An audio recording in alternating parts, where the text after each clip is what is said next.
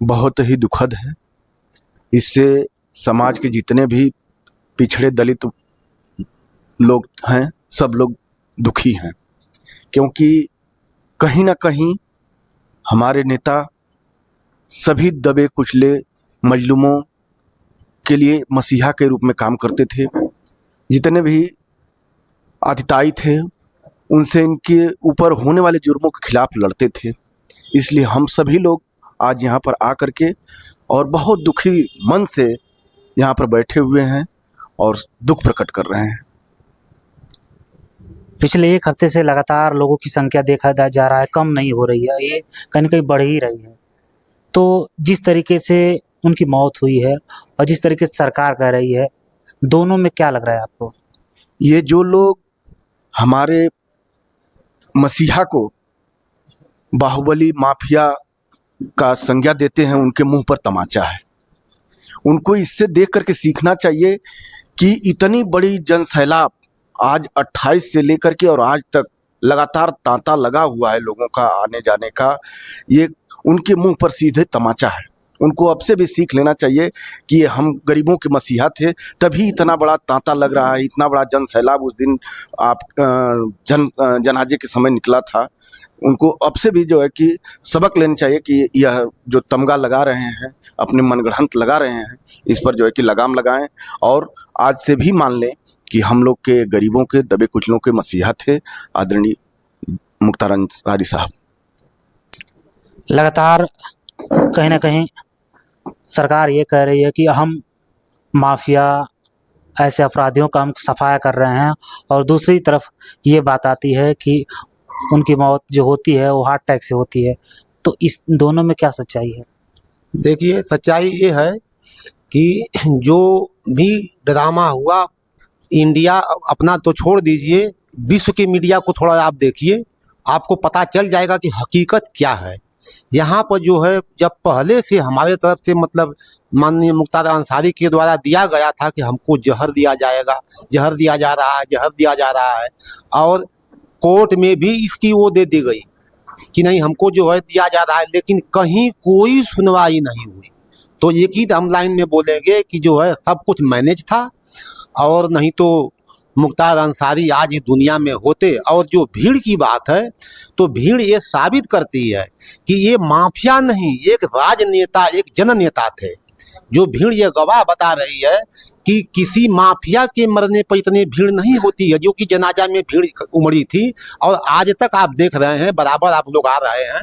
तो इतनी भीड़ जो आ रही है, ये किसी माफिया की भीड़ नहीं है, एक जननेता। और माननीय मुख्तार अंसारी जी हम गरीबों दबे कुचले लोगों के नेता थे। जो भी इस दरवाजे पाया वो खाली हाथ नहीं गया। हमारे यहाँ एक पंडित जी से एग्जाम्पल दे रहा हूँ, उन्होंने भगवा पढ़ना हुआ था और आए यहाँ पर और कहे कि हमको वहाँ जाने पर लाभ मिलेगा। उनकी बेटी की शादी थी, तो हम लोग कहे आप जाके तो देखिए। आए यहाँ, उन्होंने पूछा बाबा क्या हालचाल है, बताया कि हमारे बेटी की शादी है, हम छोटे पर घर द्वार छोड़ दिए, लेकिन पैदा के नाते मुझे करनी है। उन्होंने कहा क्या चाहिए? इसने कहा कि हमको ये सामान चाहिए। तो कहीं चाहिए जाइए, आपको एक हफ्ते पहले पहुंच जाएगी। और सारा सामान देवरिया के पंडित जी थे उनके घर पहुंच गई।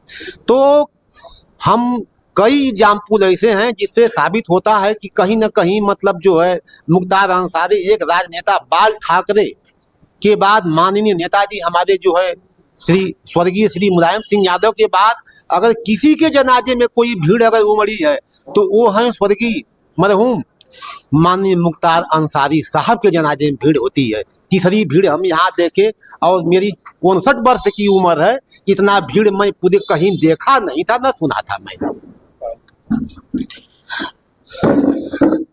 लगातार बातें हो रही हैं। आप लोग आ जाइए। अच्छा, अपना नाम आप बता। हमारा काशी सिंह यादव नाम मेरा है। कहाँ पे हैं? आए हम जखनिया से, सेक्टर प्रभारी काशी यादव। जिस तरीके से बयान आया अफजल अंसारी की तरफ से कि हम उनके शव को इतने अच्छे तरीके से रखे हैं कि 20 साल बाद भी उसकी जांच हो सकती है। हाँ, ये तो है। अभी तो मैंने कल पढ़ा, फोरेंसिक एक्सपर्ट लोगों का मैंने जो बयान कल पढ़ा कि 20 क्या 100 साल तक जो है ये मालूम किया जा सकता है कि मौत की जांच कैसे हुई है, किस कंडीशन में हुई है। ये हमारे पास मतलब वैज्ञानिक लोगों ने इतना रखा है। जैसा कि नेपोलियन के बारे में भी सुने, उनकी जांच कितनी बाद में हुई है, तो 150 साल में बाद उनकी जांच हुई है। तो 100 साल तो अभी मैं कल पढ़ा हूँ, और सांसद साहब तो अभी 20 साल ही कर रहे हैं। क्या मुख्तार अंसारी के नहीं रहने से जो चुनाव है इस पे असर पड़ेगा? देखिए भाई, मुख्तार की कमी तो खलेगी, लेकिन जो जहाँ तक चुनाव की बात है, तो जनता का इतना हमें प्यार और स्नेह सिंपैथी मिल रही है कि चुनाव तो हमारा बम्पर निकलने जा रहा है। जहाँ से हमको नहीं भी वोट मिलना था, वहाँ से भी हमको वोट मिल रहा है आज के डेट में। लेकिन उनकी जो कमी है, उसकी भरपाई तो भाई नहीं हो पाए।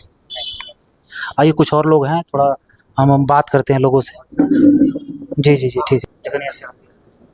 बड़ी बड़ी दूर से आप लोग आ रहे हैं और मुख्तार अंसारी साहब की बातों को आप लोग कहीं ना कहीं लोगों के बीच रख रहे हैं।